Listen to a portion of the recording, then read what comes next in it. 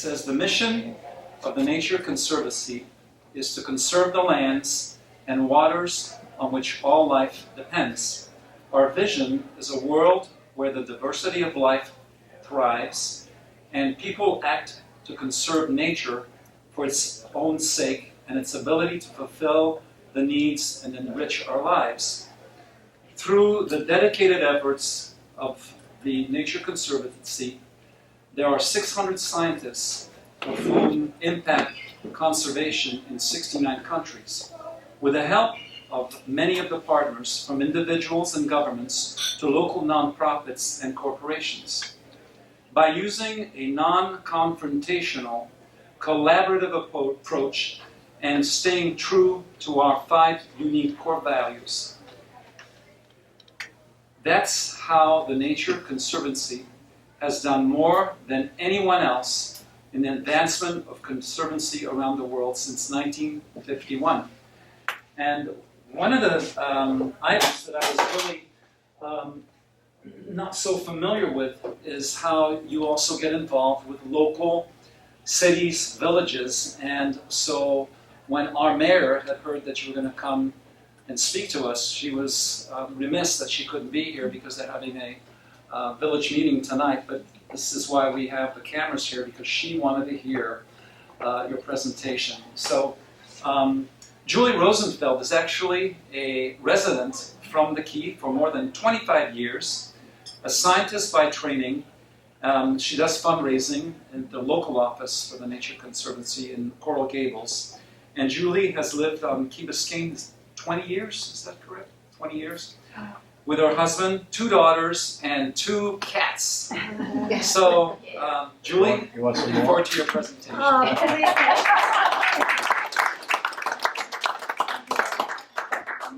My first slide. So my father was a proud Rotarian, so I'm really thrilled to be here. He was a member in Massachusetts, which is where I grew up. So what I'm going to do is tell you why does a group like the Nature Conservancy, which is about nature, care about cities. I'm going to start my comments by taking you to Seoul, South Korea. And this picture was taken in the 50s, and this is your typical post-war development city of the future. And what you see, and Rosa, you've seen some of this too, is a highway running right down the middle of the city, because we all have to get places. There's asphalt, there's cars, there's dirty air, there's very little nature, there's very little place for people to be outside, and it's really, aside from the fact that it's black and white, it's what we call gray infrastructure. It's all built up. There's no green to be seen. And when you develop a city this way, you get heat, you get pollution, you get a lack of contact with the natural world. And frankly, if you think about downtown Miami, this is Route 95 coming right down the middle of Overtown, dividing the city with very little green to be seen. But what you're not seeing in this picture is right here, underneath the freeway, is the Chongcheng River, which ran through the heart of Seoul, and by the 1970s was dead.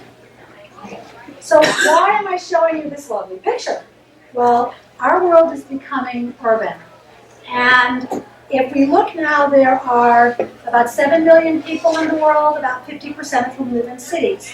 And 30 years from now, we project with 9 billion people, we will have 80% of our people living in cities.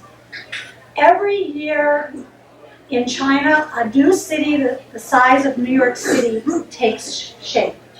And every 6 weeks around the globe, cities are growing to be the size of New York City. So that's a lot of cities. We also know people are pouring into Florida, and I can certainly say for the brief 20 years I've lived here, I have seen downtown Miami transformed. I can't believe what I see what I've ever seen. So why do we talk about working in cities? Well, first, we're worried about habitat loss. Urban growth has a terrific impact on the plants and animals that live in our natural world.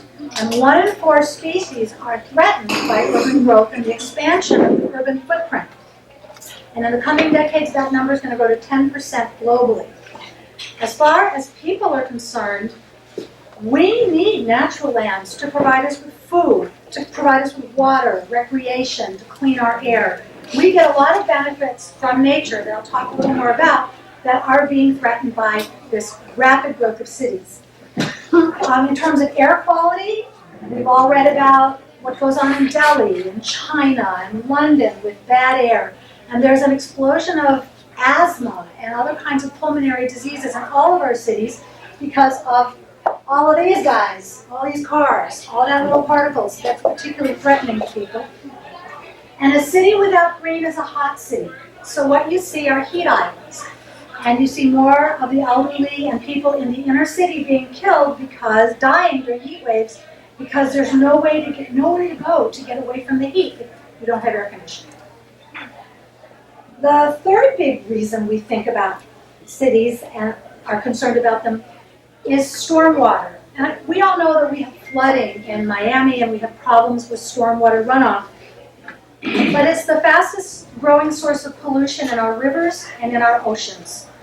More than 700 cities around the United States are in violation of EPA standards because of stormwater, which collects all that gunk that's on those sidewalks and streets and just runs it down through to our waterways. And with the change in climate, we're expecting more of these very big storms with lots and lots of runoff. So, and actually there is a fourth reason. As more people move to cities, we get more and more disconnected from nature. If you think about the kids who grew up in Key Biscayne are lucky. They have the bay, they have the ocean, they have the village green and places to play. But your average kid who lives in an urban or suburban community spends less than 30 minutes a week out of doors. It's creating a generation that's afraid of nature and of things that crawl. They won't lie in the grass. They're afraid of bugs. So we see it's it's not a good thing to have the new generations coming up not liking nature, being afraid of it, and not appreciating it. So we need to find ways to connect kids to nature. So I want to go back to Seoul because this is what's happened.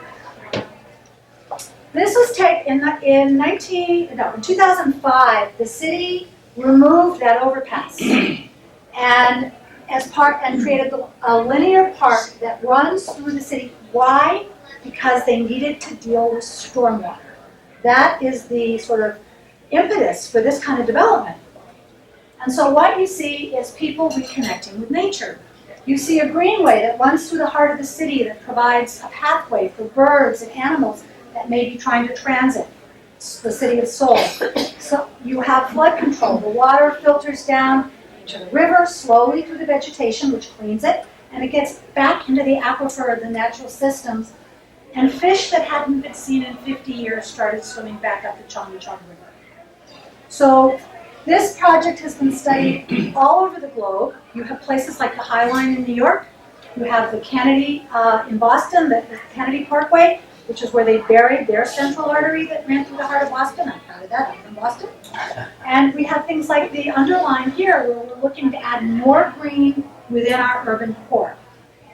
So this is why we, the Nature Conservancy, talk about cities. How do we bring nature into cities and have nature serve the residents of cities? So a lot of you have told me how much you know about us, but there may be a few folks, so I'm going to talk quickly. Peter, you said a lot of great things about us. Thank you very much. We're not quite as big as Rotary. We only have 1 million members, and we're only in 67 countries, but we're working to catch up. So the Nature Conservancy has been around for 51 years. And when we started talking about protecting nature, it was because a group of scientists said, after the war, nature is disappearing rapidly with suburban growth. We need to save the plants and animals that nature needs to survive. And so that's how we started, buying up pieces of land and putting fences around it. But as we came to understand nature better and study it more, we realized you can't put a fence around it because what's going on around that fence has an impact. So in the 80s and early 90s, we began to work on a much larger scale. The scale of whole rivers, whole mountain systems, entire Great Plains networks. Because we recognize that those have to function with economic activity to keep people functioning, to provide food, to provide energy, to provide water, and to regulate our climate. So we began to talk about the value of nature for people. It's another reason we think about all of this. We also know that nature has a real economic value. If you think about tourism in Florida, you think about fisheries, you think about forestry, that's an economic value that nature brings to people. And if you wanted to have water to turn on your faucet, when you turn on your faucet and you want the government to deliver it to you, you need that forest somewhere to be capturing the rain, filtering it, sending it down our rivers, and sending it to your tap. So that's another reason. And the third is that people are really connected to place. For people who grew up here as a Key Rat, all of the natural values of our community are very important to you, just as they are to this lady who lives in a gur out on the Mongolian plain. It's part of your culture, and it's part of your value system, it's part of the Native American prayer we heard. Nature has a spiritual and social value. So for nature to provide for society to be healthy, nature needs to be healthy. So in the Nature Conservancy, I'm going to go quickly through this, we focus on 5 areas. We protect land at a big scale. When we talk about working in the Everglades, we talk about working in the whole Everglades, not in the loose little piece of it. If we are talking about freshwater conservation, we're looking at what's going on in a whole river, in an estuary or a wetland. We're looking at how to protect springs all over Florida. We work in ocean conservation, rebuilding reefs, protecting them, managing them, dealing with fisheries, aquaculture, coastal lands. And we're taking on climate change, and I'll talk a little bit more about that, but our focus is decreasing greenhouse gases. And we work in cities because we want cities to function well and be what we call resilient, able to provide for the increasing numbers of people who live here, and able to sustain the nature that surrounds them. So really quickly in Florida, I'm not going to go this, but we're working anywhere you see here.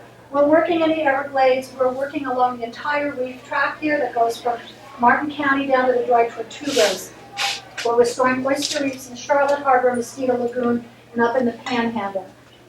This whole part of our state is all longleaf pine. We're working across this entire area, and we create wildlife corridors for creatures like the Florida panther and black bears. And we're really beginning to take on the liquid heart of Florida, how to protect our springs and the rivers that, if you go up in this part of the state especially, you can't imagine how many tiny little rivers and springs flow together, that characterizes our state. So we are working in all these areas. So on climate, it's really about changing how we think about climate and how we talk about it, and how to get people mobilized to reduce their carbon emissions. And we want to change how we talk about clean energy. We don't see it as oil or alternative energy. We want to say, how does clean energy provide an economic opportunity in our state for us to thrive and adopt more clean energy? And this is really someplace where we have the most experience here. How do we use natural lands to suck up carbon and protect our world? Rainforests, mangroves, oceans, reefs, seagrass, all of those absorb carbon and can help reduce greenhouse gas emissions. So if we can protect those for that reason, for their habitat value, for recreational value, we're also getting climate benefit.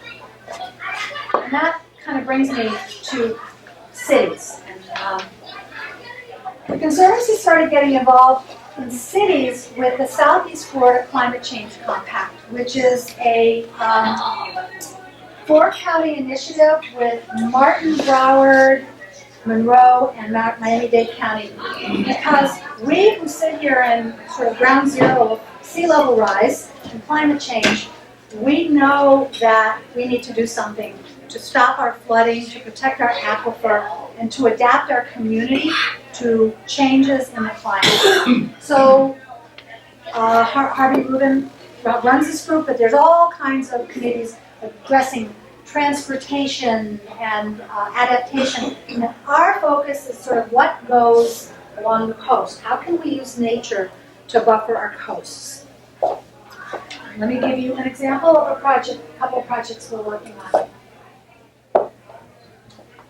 we consider this part of our urban program because Miami is built on the water. Actually, most of South Florida cities are built on the water. So this is taken from, was it Tropical Storm Matthew? That's Flagler County.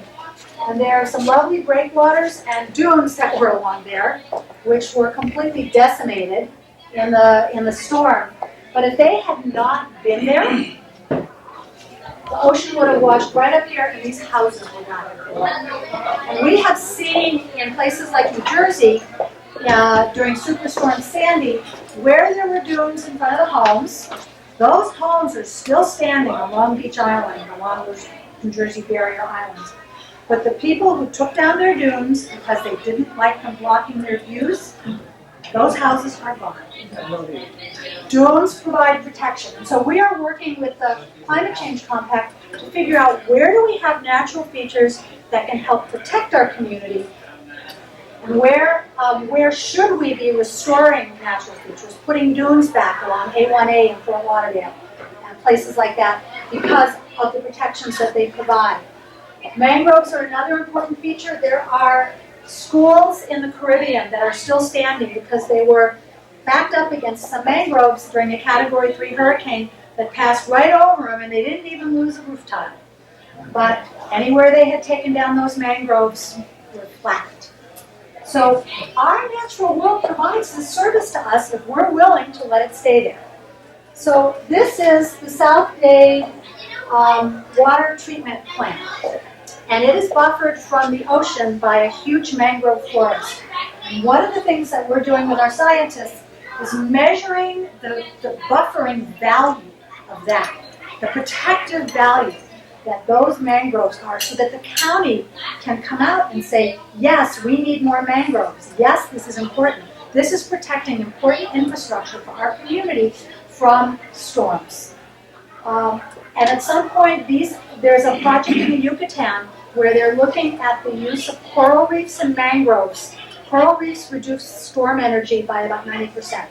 When the waves break on the coral reef as they rush to shore. In the Yucatan, a bank of hotels is having us do a study there because it's going to reduce their insurance premiums. By keeping mangroves strategically placed and keeping those coral reefs intact and protected, they are going to save money.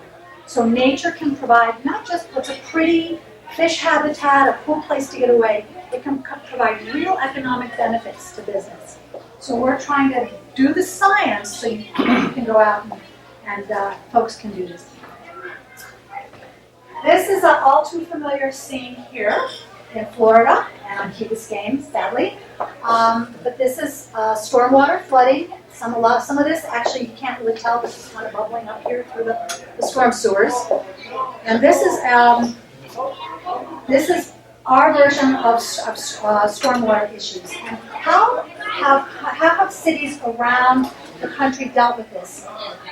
We're working in cities all over the country to put in things like this. And these are called rain gardens.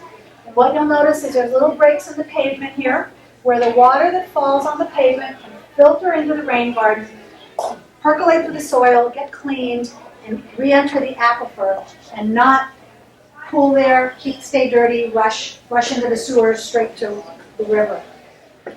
So Portland has done more of this than just about anybody. And everyone has come to Portland to look at their rain gardens. And it's very specific kinds of plants. So putting a lawn here, putting a grass swale does not give you the same benefit. Grass does not absorb the same way. And it doesn't clean the same way. So there's a real science to this that you need to have if you really are serious about soaking up that water and cleaning it. This is Harbin, China. And in China, they don't want to put that in the city. They have created what they call sponge cities. And they are piping their stormwater out to these enormous fields, which serve also as recreational spots, to soak up 70% of their stormwater on 20% of the footprint of the city. And they're doing this, and I don't know how many more cities, 32 pilot cities around the country. So it's their way of handling stormwater. We could think about something like this around Miami if we piped all our water out towards the Everglades. It would provide a way of cleaning it and putting more water in the Everglades. But We're not there yet. It's just an idea. So what do we have in Miami? We can't use rain gardens to the extent that other cities can because our water table is too high. We have a different kind of rock and soil substrate. So you can't solve all the flooding on the various streets here by changing what we put in the streets. One thing we can think about is canals. It's not going to help us here in Key Biscayne, but we can think about it in other parts of the city that have terrible flooding problems. And let me get you oriented here. This is 95, and this is 836, and this is the health district, the medical center, University of Miami, the courts down here, Christie House is here, the VA is up there, Jackson. So that kind of gets you oriented to where we are. And this is Wagner Creek. Wagner Creek daylights at Duarte Park, just up in Alpata. And it flows down behind the medical center and the VA and comes out here and runs underneath into Spring Garden, comes into the Seabold Canal and dumps into the Miami River. I have seen manatees from where it actually flows under the driveway at University of Miami Hospital, and I have seen manatees just paddling along there because it connects out to the river. And it's tidally influenced, and it's also one of the most polluted waterways in the state of Florida. There was a great deal of industry in the blocks around that area, and the city is under decree to dredge it. So it creates a really interesting opportunity to think, how can a canal help mitigate surface water and stormwater? So we're working to develop a creek-wide plan for taking these lands, which are owned by the county, and some of them, this is University of Miami property, and they're our partner in this, and creating more of a wetland and park area at various strategic locations up the length of Wagner Creek, both to help mitigate some of the stormwater flooding, to capture some of the junk that's coming in from that surface water before it gets into the river, and also to create community green spaces, because goodness knows with 100,000 people passing through there every day, and these communities do not have a lot of parks.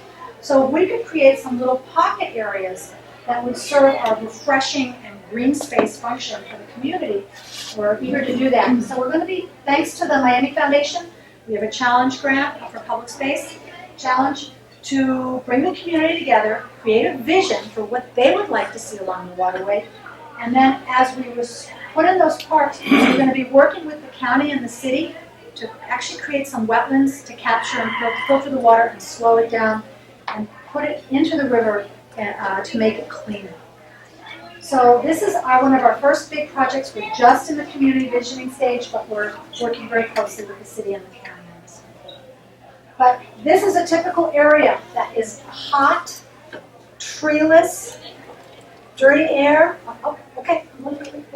All right, so why do we need trees? Keeps us cooler and gets kids outside. It makes it easier for people to walk and get around the city. But the cooling factor is huge. And the other thing that trees can do is if you plant the right trees in the community, they can reduce the amount of particulates that are in the air. So by 20 to 50%, you can clean the air within 60 to 100 meters of a tree, which says in neighborhoods, you should have trees of this variety. The right tree, they have little hairs on their leaves, and that's what traps all the particles that are coming out of our cars and out of trucks and things. Miami, the average city in the U.S. has 27% urban tree cover. We have between 8% and 40% in places like Coral Gables.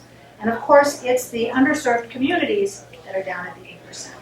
So we've been invited by groups in Sweetwater and in Little Haiti to come in and help them get a vision for what kind of green spaces they want and what kind of trees they want, so that we can get not only community buy-in for having these trees and green spaces, but then community stewards, because there's no point in planting a tree if people don't want to see it.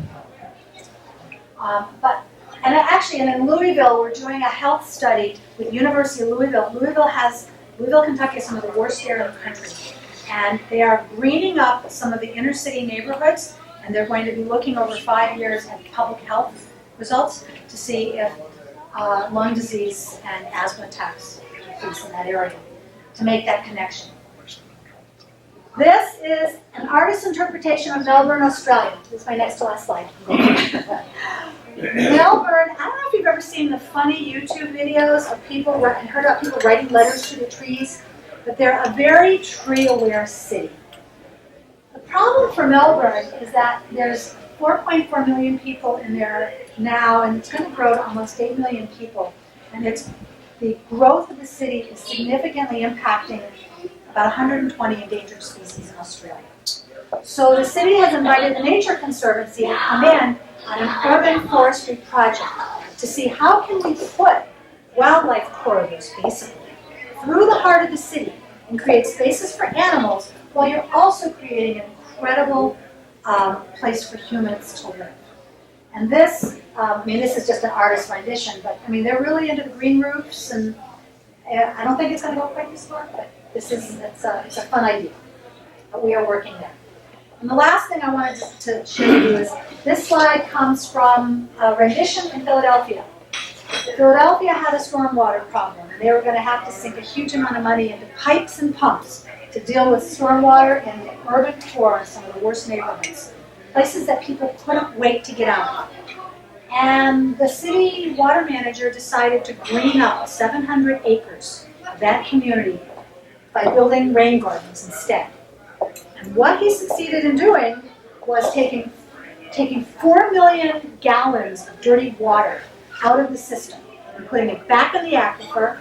And so by all means, it was a success. But what he also did unwittingly was transform the community. The rain gardens became playgrounds for kids. The grandparents started sitting out and watching their grandkids. Parents started taking an active life in the neighborhood and coming outside in the evenings. And they essentially rejuvenated the neighborhood. So what you had was a hydrology project that transformed a neighborhood that nobody wants to move out of. So this is why the Nature Conservancy thinks about cities. It's about public health. It's about showing kids that outdoors is fun, and it's a good thing, and nature is a good thing. It's about cleaning water. It's about creating space for birds and bugs and whatever wants to pass through the trees. And it's about creating really a more livable, healthy environment for all of us to live in. I'm done. So.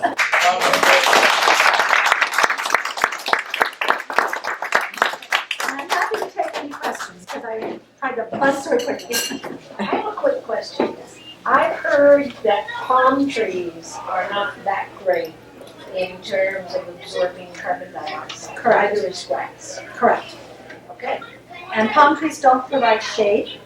When those fronds fall down on you, that's like, 100 pounds of some of those leaves? And grass also. Grass is not good. Grass is what we call monoculture, and it doesn't have the water cleansing properties of certain wild grasses, which look scruffy. One of the biggest challenges in putting these rain gardens in, I'll be honest, is that for people in underserved communities, they think about the beautiful verdant green lawns that they see in the suburbs, and some of those trees, and that's what they want where they live, of course, because that's what rich people have. But if you're trying to stop flooding, and you want clean water, you need a different suite of plants that have a much stronger water cleansing property, and they can be a little scruffy. And clean air, at least insofar as, at least I think I heard that the city of Los Angeles was trying to discourage planting of the palm trees because they really don't act as a good. Well, you need the trees that have those little fingers on their leaves because those are the ones that pull the particulates out, and those are the particulates that cause the asthma attacks. That really irritate the lungs. Is there a list of particular plant vegetation online that we can look at? I could probably find one, have one of my scientists provide one. I personally don't know what they are, but I might, we have a scientist on staff who Probably a great idea. Maybe the Islander News could do that. Yeah, that's a great suggestion.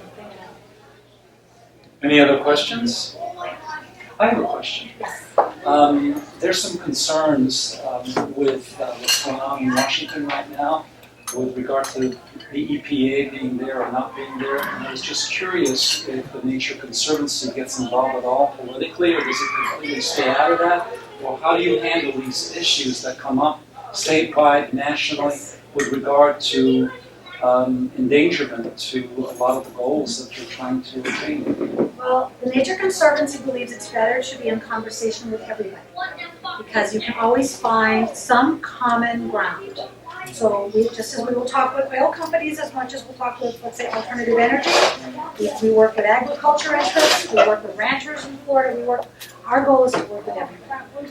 So yes, we do have a whole climate change and government relations program. They focus on different agencies, so we have some folks who work with ag and some who work with, the Department of the Interior. But yes, we are very much involved with conversations with congressmen about the EPA. We have a whole team that goes to Washington, to Tallahassee as well. We're very quiet about some of our initiatives. We have been able to put legislation into things like the water bill to guarantee funding for springs restoration.